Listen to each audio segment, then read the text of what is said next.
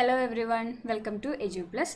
നമ്മൾ ഇന്ന് B Ed psychology second സെമ്മിലെ രണ്ടാമത്തെ യൂണിറ്റ് ആയിട്ടുള്ള മോട്ടിവേഷൻ എന്നുള്ള യൂണിറ്റാണ് നമ്മൾ ഇന്ന് പഠിക്കാൻ പോകുന്നത്. അതാണ് ഒരു റിവിഷൻ പോലെ ചെയ്യാനായിട്ട് ഉദ്ദേശിക്കുന്നത്. അപ്പോൾ മോട്ടിവേഷൻ എന്താ? Motivation is something which prompts, compels and energises an individual to act in a particular manner at a particular time for attaining some specific goal. എന്തെങ്കിലും സ്പെസിഫിക് ആയിട്ടുള്ള ഒരു ഗോൾ അച്ചീവ് ചെയ്യാൻ വേണ്ടിയിട്ട് ഒരാളെ, ഒരു ഇൻഡിവിജ്വലിനെ പ്രോംപ്റ്റ് ചെയ്യുന്ന, എനർജൈസ് ചെയ്യുന്ന, കമ്പൽ ചെയ്യുന്ന, നമ്മളെ അങ്ങനെ ഉള്ളിൽ നിന്ന് ഒരു പുഷ് തരില്ലേ, അതാണ് നമുക്ക് എന്തെങ്കിലും ചെയ്യാൻ വേണ്ടിയിട്ട്, ഒരു ഗോൾ അച്ചീവ് ചെയ്യാൻ വേണ്ടിയിട്ടൊക്കെ നമുക്ക് ഉള്ളിൽ നിന്ന് ഒരു പ്രഷർ അല്ലെങ്കിൽ പുഷൊക്കെ തരുന്ന അതിനെയാണ് നമ്മൾ മോട്ടിവേഷൻ എന്ന് പറയുക. അതിൻ്റെ ഒരു ഡെഫിനേഷൻ നോക്കാം. ലിൻസി പറഞ്ഞിട്ടുള്ള ഡെഫിനേഷനാണ്. Motivation is a combination of forces which initiate, direct and sustain behaviour towards goal. നമുക്ക് ഗോൾ അച്ചീവ് ചെയ്യാൻ വേണ്ടിയിട്ട് നമ്മളെ പ്രാപ്തമാക്കുന്ന, അല്ലെങ്കിൽ ആ ഗോളിലേക്ക് നയിക്കുന്ന, നമ്മളെ ഇനീഷ്യേറ്റ്, നമ്മുടെ ഒരു ആക്ഷൻസിനെ ഇനീഷ്യേറ്റ് ചെയ്യുന്ന, അതിനെ ഡയറക്റ്റ് ചെയ്യുന്ന, സസ്റ്റെയിൻ ചെയ്യുന്ന കോമ്പിനേഷൻ ഓഫ് ഫോഴ്സസ് ആണ്. ഫോഴ്സിനെ, ഒരു ഇൻറ്റേർണൽ ഫോഴ്സിനെയാണ് മോട്ടിവേഷൻ എന്ന് പറയുന്നത്. നമുക്കൊരു കാര്യം നേടിയെടുക്കാൻ വേണ്ടിയിട്ട് നമ്മുടെ ഉള്ളിൽ നിന്ന് നമ്മളെ പ്രേരിപ്പിക്കുന്ന ആ ഫോഴ്സിനെയാണ് നമ്മൾ മോട്ടിവേഷൻ എന്ന് പറയുന്നതെന്നാണ് ഈ ഡെഫിനേഷനിൽ പറയുന്നത്. ഇനി മോട്ടിവേഷൻ്റെ 3 ബേസിക് ആയിട്ടുള്ള കാര്യങ്ങളാണ് നീഡ്, ഡ്രൈവ്, മോട്ടീവ് എന്ന് പറയുന്നത്. നീഡ് എന്ന് പറയുന്നത് വളരെ ബേസിക് ആയിട്ടുള്ള റിക്വയർമെൻ്റ് ആണ്. നമുക്ക് എന്തെങ്കിലും ഒരു ആവശ്യമായിട്ടില്ലേ ഉണ്ടെങ്കിലല്ലേ നമ്മളത് അച്ചീവ് ചെയ്യുള്ളൂ, അത് അച്ചീവ് ചെയ്യാൻ വേണ്ടിയിട്ട് നമ്മൾ ശ്രമിക്കുള്ളൂ. അപ്പോൾ ഇപ്പോൾ തന്നെ നമുക്കൊരു പരീക്ഷ വരുമ്പോഴാണ് നമ്മൾ പഠിക്കാൻ, കൂടുതൽ കാര്യമായിട്ട് പഠിക്കാൻ നമ്മൾ ശ്രമിക്കുക. അപ്പോൾ അത് ആ പരീക്ഷയ്ക്ക് പാസ്സാവുക എന്നുള്ളത് നമ്മുടെ ഒരു ആവശ്യമാണ്. പിന്നെ ഡ്രൈവ് എന്ന് പറഞ്ഞാലോ, പരീക്ഷ ഉണ്ട്, അതിന് പാസ്സാവണം, അത് നമ്മുടെ ഒരു ആവശ്യം, ഒരു നീഡ് ഉണ്ട്. അതിന് വേണ്ടിയിട്ട് നമ്മുടെ ഉള്ളിൽ നിന്ന് നമ്മളെങ്ങനെ കമ്പൽ ചെയ്തുകൊണ്ടിരിക്കുന്ന, നമ്മളെ പുഷ് ചെയ്തുകൊണ്ടിരിക്കുന്ന ഒരു ഫോഴ്സാണ്. പരീക്ഷ ആവാറായി, ഡേറ്റ് എടുത്തു തുടങ്ങി, നമുക്ക് പഠിക്കണം, പാസ്സാവണം, അങ്ങനെ നമ്മൾ പുഷ് ചെയ്തുകൊണ്ടിരിക്കുന്ന ഒരു ഫോഴ്സാണ്, ഒരു ഇൻറ്റേർണൽ ഫോഴ്സാണ് ഈ ഡ്രൈവ് എന്ന് പറയുന്നത്. ഇനി മോട്ടീവ് എന്ന് പറഞ്ഞു കഴിഞ്ഞാൽ സ്പെസിഫിക് ഗോളാണ്. ഇപ്പോൾ പരീക്ഷ ഉണ്ട്, അതിന് പാസ്സാവുക, അതാണ് ആ സ്പെസിഫിക് ഗോളിനെയാണ് നമ്മൾ മോട്ടീവ് എന്ന് പറയും. മോട്ടീവ് അച്ചീവ് ചെയ്യാൻ വേണ്ടിയിട്ടാണ് നമുക്ക് പല കാര്യങ്ങളും നമ്മൾ ചെയ്യുക. അപ്പോൾ ഈ 3 നീഡും, ഡ്രൈവും, മോട്ടീവുമാണ് നമ്മുടെ മോട്ടിവേഷൻ്റെ 3 ബേസിക് തിങ്സ് എന്ന് പറയാനുള്ളത്. അടുത്ത ക്യാരക്ടറിസ്റ്റിക്സ് ഓഫ് മോട്ടിവേഷൻ ആണ്. മോട്ടിവേഷൻ എന്ന് പറയുന്നത് ഒരു ഇൻറ്റേർണൽ കണ്ടീഷനാണ്. ഇപ്പോൾ നമുക്ക് പുറത്തുനിന്ന് ഒരാൾ നമ്മൾ ഉപദേശിക്കുക അല്ലെങ്കിൽ മോട്ടിവേറ്റ് ചെയ്യുകയൊക്കെ ചെയ്താലും നമ്മുടെ ഉള്ളിൽ അത് തോന്നണം. നമുക്ക് ഉള്ളിലേക്ക് എങ്ങനെ എടുക്കണമെന്നുള്ളതിനനുസരിച്ചാണ്. എത്ര പറഞ്ഞാലും എന്ത് പറഞ്ഞാലും ഉള്ളിലേക്ക് കയറാത്തവരൊക്കെ ഉണ്ടല്ലോ. അപ്പോൾ അതൊരു ഇൻറ്റേർണൽ കണ്ടീഷനാണ് മോട്ടിവേഷൻ എന്ന് പറയുന്നത്. ഗോൾ ഓറിയൻറ്റഡ് ആണ്. നമുക്കൊരു ഗോൾ ഉണ്ടാവും, ആ ഗോൾ അച്ചീവ് ചെയ്യാൻ വേണ്ടിയിട്ടാണ് നമ്മൾ മോട്ടിവേഷനും അതൊക്കെ നമ്മൾ വർക്ക് ചെയ്യുക, ഗോൾ അച്ചീവ് ചെയ്യാൻ വേണ്ടിയിട്ടാണ്. It is not an end but the means to meet the end. അതൊരു എൻഡ് അല്ല, ലക്ഷ്യമല്ല, പക്ഷെ മാർഗ്ഗമാണ്. നമുക്ക് അച്ചീവ് ചെയ്യാൻ വേണ്ടിയിട്ടുള്ള ഒരു കാര്യം അച്ചീവ് ചെയ്യാൻ വേണ്ടിയിട്ടുള്ള ഒരു മാർഗ്ഗമാണ് മോട്ടിവേഷൻ എന്ന് പറയുന്നത്. മോട്ടിവേഷൻ ഉണ്ടെങ്കിലാണ് നമുക്കൊരു ഗോൾ ഉണ്ട്, ആ ഗോളിലേക്ക് അച്ചീവ് ചെയ്യാനുള്ള പല കാര്യങ്ങളും നമ്മൾ ചെയ്യാം. അതേപോലെ it facilitates attention, perception, learning. Attention, perception, learning പോലുള്ള കാര്യങ്ങളൊക്കെ അതിനെ ഫെസിലിറ്റേറ്റ് ചെയ്യും. അതൊക്കെ ഉണ്ടാക്കിയെടുക്കാനുള്ള ഒരു കഴിവ് മോട്ടിവേഷൻ ഉണ്ട്. It arouses and sustains interest ഉണ്ടാക്കിയെടുക്കാനും സസ്റ്റെയിൻ ചെയ്യാനും ഒക്കെ ഈ മോട്ടിവേഷന് കഴിയും. നമ്മൾ എപ്പോഴും മോട്ടിവേറ്റഡ് ആയിട്ട് ഇരിക്കുകയാണെന്നുണ്ടെങ്കിൽ നമ്മൾ ചെയ്യുന്ന കാര്യത്തിൽ നമുക്കൊരു ഇൻട്രസ്റ്റ് ഒക്കെ ഉണ്ടാവും. ഇറ്റ് ഗൈഡ്സ് ബിഹേവിയർ, നമ്മുടെ ബിഹേവിയറിനെ ഗൈഡ് ചെയ്യും. നമ്മൾ എപ്പോഴും മോട്ടിവേറ്റഡ് ആണ്, നമുക്കൊരു ഗോൾ ഓറിയൻറ്റഡ് ഒക്കെ ആണെന്നുണ്ടെങ്കിൽ നമ്മൾ എപ്പോഴും കാണാം, നമ്മൾ ഈ സ്പോർട്സ് സിനിമകളിലൊക്കെ കാണാം, അവരൊക്കെ എത്രത്തോളം സ്ട്രഗിൾ ചെയ്തിട്ടാണ്. ഇപ്പോൾ നമ്മൾ പലരും സക്സസ്ഫുൾ ആയാലാണ് നമ്മൾ പുറത്തേക്ക് അറിയാതെ എത്രത്തോളം സക്സസ്ഫുൾ ആയി എന്നുള്ളതൊക്കെ. പക്ഷെ അത് ആ സക്സസ്ഫുൾ ആവുന്നതിന് പുറകിലുള്ള അവരുടെ ആ പ്രാക്ടീസും അവരെന്തൊക്കെ കാര്യങ്ങൾ വേണ്ടാന്ന് വെച്ചിട്ട്, അപ്പോൾ നമ്മുടെ ഒരു ബിഹേവിയറിനെയൊക്കെ ഗൈഡ് ചെയ്യും.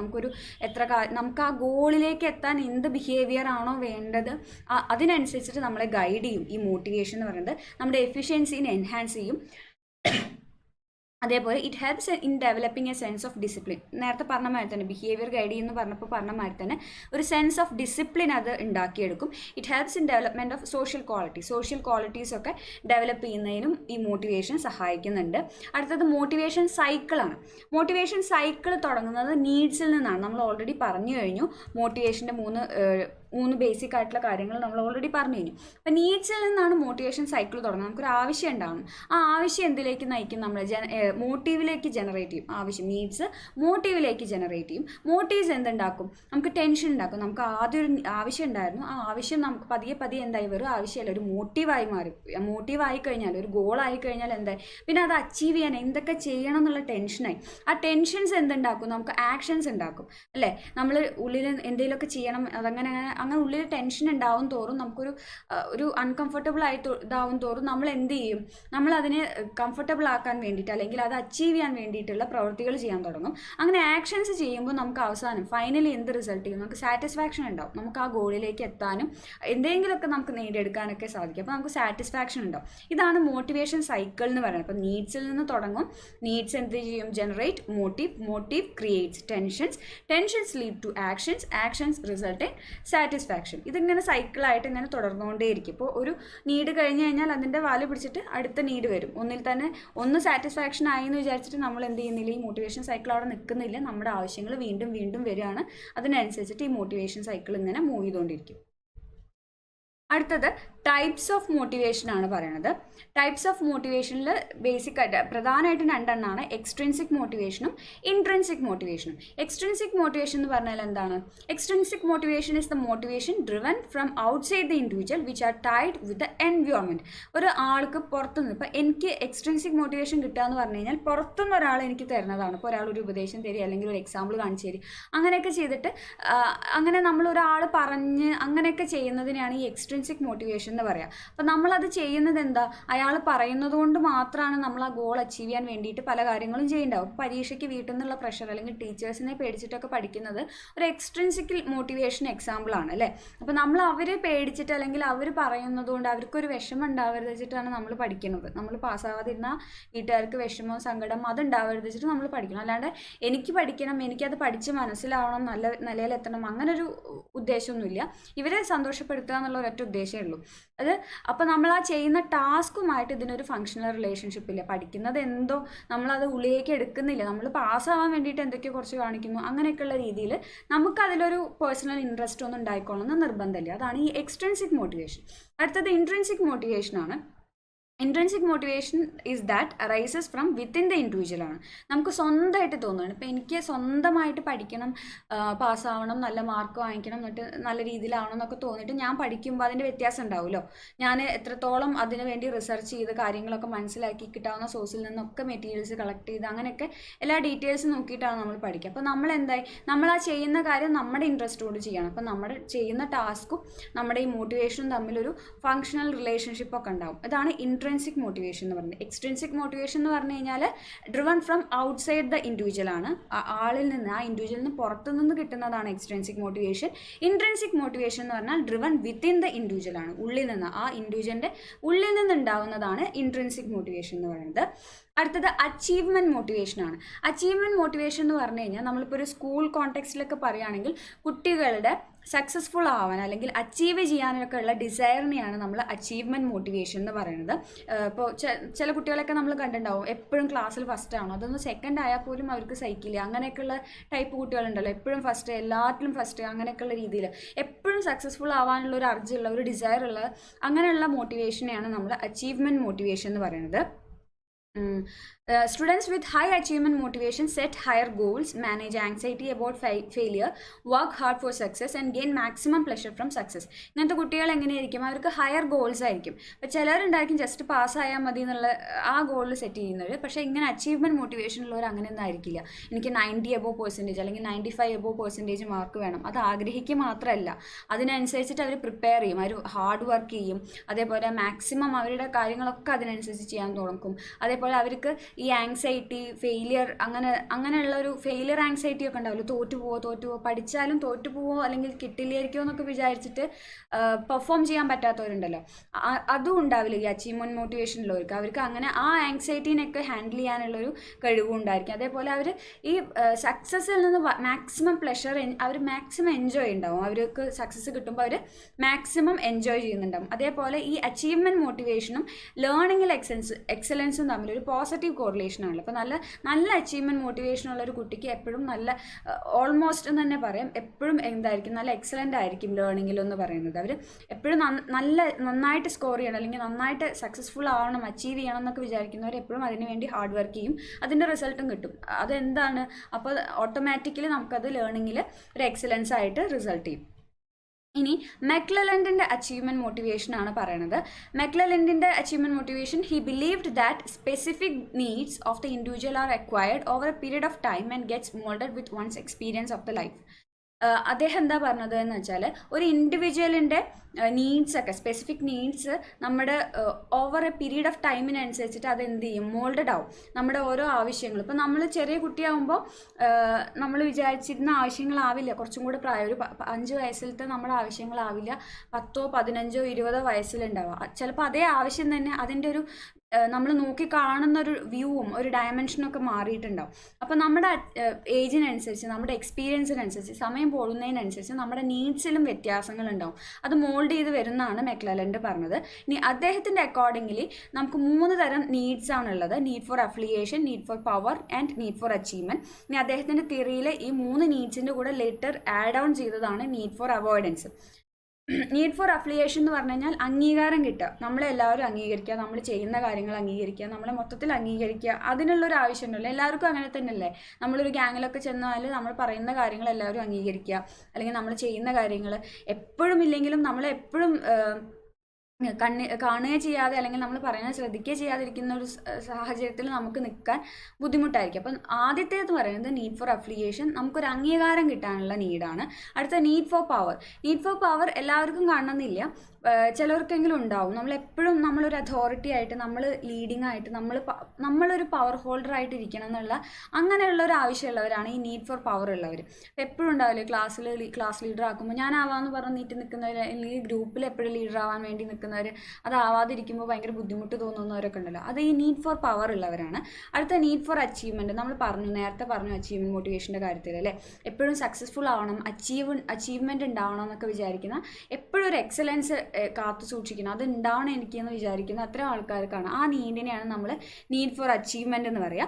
അടുത്ത നീഡ് ഫോർ അവോയ്ഡൻസ് ആണ്. നീഡ് ഫോർ അവോയ്ഡൻസ് നമ്മൾ ഫെയിലിയർ ഒഴിവാക്കാനുള്ള, അച്ചീവ്മെൻറ്റ് ഉണ്ടാവുക എന്ന് പറഞ്ഞാൽ തന്നെ നമുക്കറിയാം അവിടെ ഫെയിലിയർ ഒഴിവാക്കുക, അതിനുള്ള ആവശ്യമാണ്. നമുക്ക് തോൽവികൾ സഹിക്കാൻ പറ്റില്ല, തോൽവികൾ ഒഴിവാക്കുന്നതിനെയാണ് ഈ നീഡ് ഫോർ അവോയ്ഡൻസ് എന്ന് പറയുക. ഈ 3 എണ്ണം പിന്നെ ലേറ്റർ വന്നതാണ് നീഡ് ഫോർ അവോയ്ഡൻസ്. ഇത് 4 കൂടിയതാണ് മെക്ലെലൻഡിൻ്റെ അച്ചീവ്മെൻറ്റ് മോട്ടിവേഷൻ തിയറി.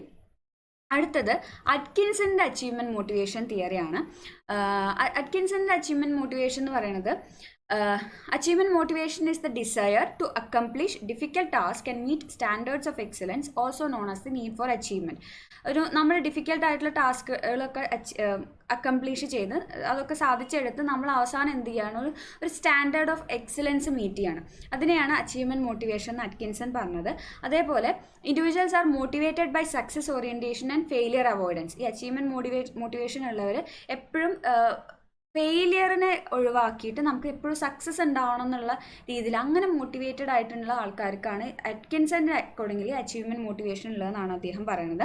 അതേപോലെ അദ്ദേഹം എന്താ പറഞ്ഞത്, these motivations are influenced by early childhood experiences and parents attitude.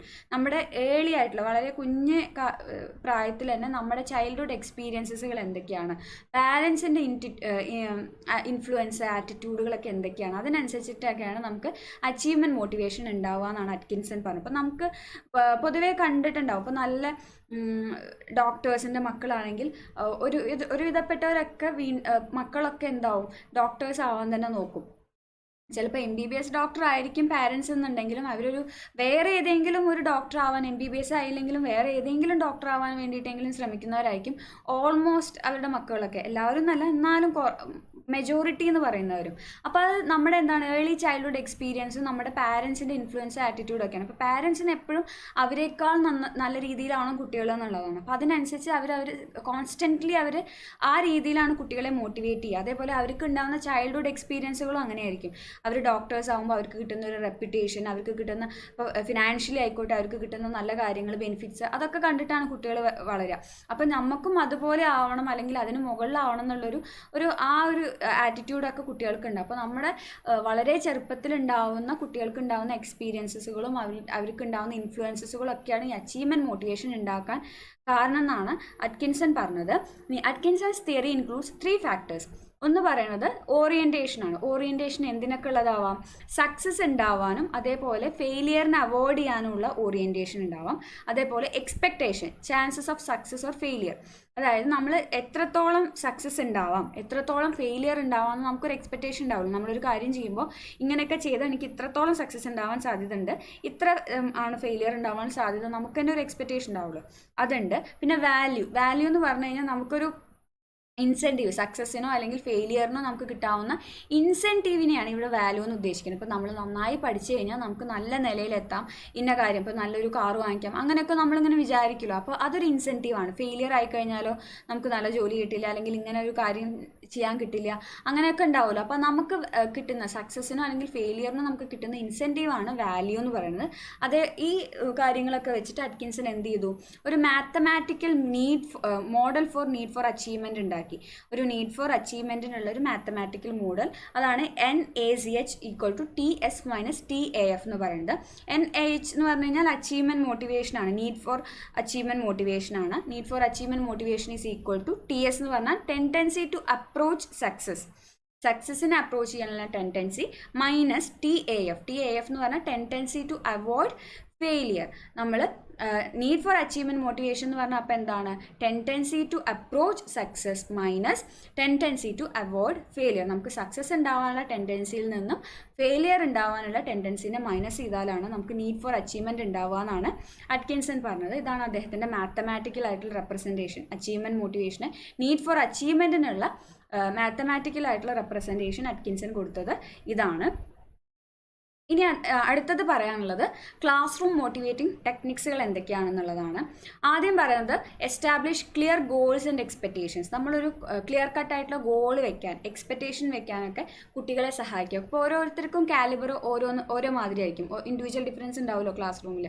അപ്പോൾ ഒരു ടീച്ചർ എന്നുള്ള രീതിയിൽ നമ്മൾ എന്ത് ചെയ്യുക, ഓരോ കുട്ടികൾക്കും പറ്റുന്ന അവരുടെ പൊട്ടൻഷ്യലിനനുസരിച്ചിട്ടുള്ള സെറ്റ് ചെയ്യുക, ഗോളൊക്കെ സെറ്റ് ചെയ്യാൻ, അങ്ങനെയൊക്കെ അവരെ പ്രാപ്തരാക്കുക. അതേപോലെ അതിനനുസരിച്ച് അവരുടെ മുകളിൽ നമ്മളൊരു എക്സ്പെക്റ്റേഷൻ വെക്കുക. അങ്ങനെ നമ്മളൊരു എക്സ്പെക്റ്റേഷൻ വെക്കുമ്പോൾ തന്നെ ടീച്ചർക്ക് നമ്മളെ പറ്റിയിട്ട് അങ്ങനെ ഒരു വിചാരം ഉണ്ട് എന്നൊക്കെ മനസ്സിലാവുമ്പോൾ തന്നെ കുട്ടികൾക്ക് ഒന്നുകൂടെ വർക്ക് ചെയ്യാനും ആ ഗോളിലേക്ക് സ്ട്രൈവ് ചെയ്യാനൊക്കെ ഉള്ളൊരു ടെൻഡൻസി വരും. അടുത്തത് create A positive learning environment. ഒരു പോസിറ്റീവ് ആയിട്ടുള്ള ലേണിംഗ് എൻവയോൺമെൻറ്റ് സൃഷ്ടിക്കാനായിട്ട് ടീച്ചേഴ്സ് എപ്പോഴും ശ്രദ്ധിക്കണം. ഒരു ഡെമോക്രാറ്റിക് ആയിട്ടുള്ള ഒരു നേച്ചർ, അല്ലെങ്കിൽ കുട്ടികൾ എന്തെങ്കിലും പറയുമ്പോഴേക്കും നമ്മളിങ്ങനെ ചാടിത്തുള്ളി ചീത്ത പറയുന്ന ടീച്ചേഴ്സായി നിന്നാൽ പിന്നെ കുട്ടികൾ അത്ര ഇൻട്രാക്റ്റീവ് ആവില്ല, അവരുടെ കാര്യങ്ങൾ പറയില്ല. അപ്പോൾ നമ്മൾ എന്ത് ചെയ്യണം, എപ്പോഴും ഒരു പോസിറ്റീവ് എൻവയോൺമെൻറ്റ് സൃഷ്ടിക്കാനായിട്ട് ടീച്ചർ എന്നുള്ള രീതിയിൽ നമ്മൾ ശ്രദ്ധിക്കണം. Use varied instructional strategies. നമ്മൾ പഠിപ്പിക്കുമ്പോൾ ഇൻസ്ട്രക്ഷണൽ സ്ട്രാറ്റജീസ്, നമ്മൾ ടീച്ചിങ്ങിന് ഉപയോഗിക്കുന്ന സ്ട്രാറ്റജീസ്, മെത്തേഡ്സ് എന്തെന്നെ ആയിക്കോട്ടെ, അത് നമ്മൾ മാറ്റിക്കൊണ്ടിരിക്കണം. കുട്ടികളെ, എല്ലാ തരത്തിലുള്ള കുട്ടികളെയും അഡ്രസ്സ് ചെയ്യുന്ന രീതിയിൽ. അപ്പോൾ നമ്മൾ മൾട്ടിപ്പിൾ ഇൻ്റലിജൻസ് ഒക്കെ പഠിച്ചു കഴിഞ്ഞു, ഓരോരുത്തരും ഓരോ രീതിയിലാണ് പഠിക്കുക. അപ്പോൾ അവരെയൊക്കെ സാറ്റിസ്ഫൈ ചെയ്യുന്ന രീതിയിൽ എല്ലാ ക്ലാസ്സിലും എല്ലാവരെയും സാറ്റിസ്ഫൈ ചെയ്യാൻ പറ്റിക്കോണമെന്നില്ല. പക്ഷെ നമ്മൾ എന്ത് ചെയ്യണം, അതിന് ഒരു ഇങ്ങനെ എപ്പോഴും മാറ്റിക്കൊണ്ടിരിക്കണം നമ്മുടെ സ്ട്രാറ്റജീസ്.